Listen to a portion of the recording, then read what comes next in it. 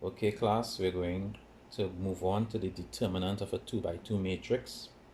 We know that 2 by 2 is the order, and it means that there are 2 rows and 2 columns. So we know that this is another square matrix that has 4 elements. We're going to use A to represent a generic form of a 2 by 2 matrix. All that means is that A represents any 4 elements found in a 2 by 2 matrix. And to find the determinant of A, we simply multiply elements in the positions of A and D, take away the product of B and C. So, for example, we have to find the determinant of A, and instead of writing the word determinant, we can write these 2 vertical bars on either side of the capital letter that denotes the matrix that we are looking at. So, the element in this position, A, is multiplied by D, take away B multiplied by C.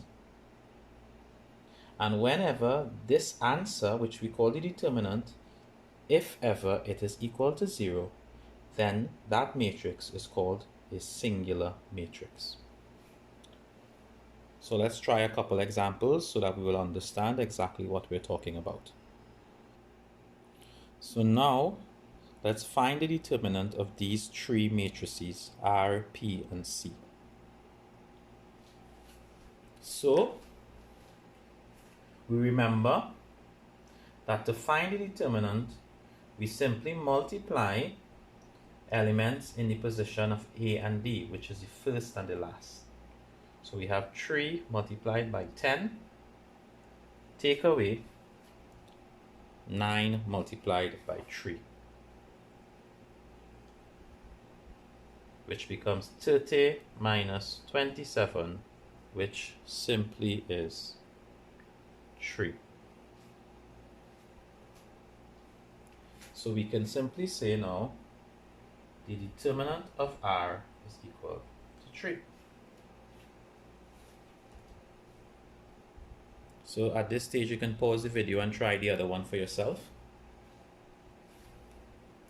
So again, 5 multiplied by 4,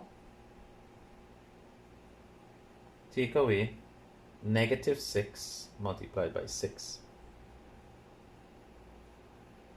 which becomes 20, take away minus 36, which becomes 20 plus 36, which is 56.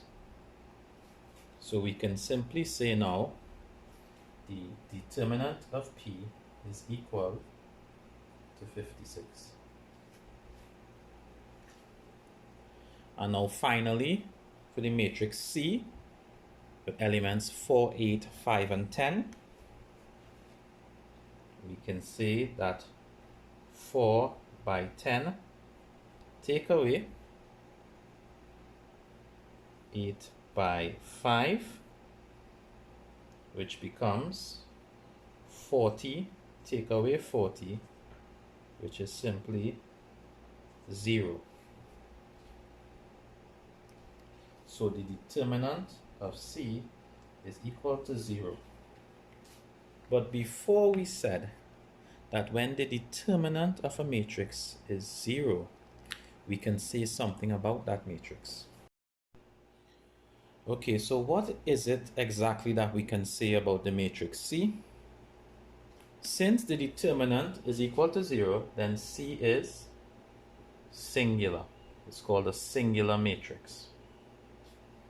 As opposed to R and P that we just found, they were both not equal to 0. So whatever value they were equal to, as long as the number was not 0, then R and P are called non-singular matrices. And that's it for determinant.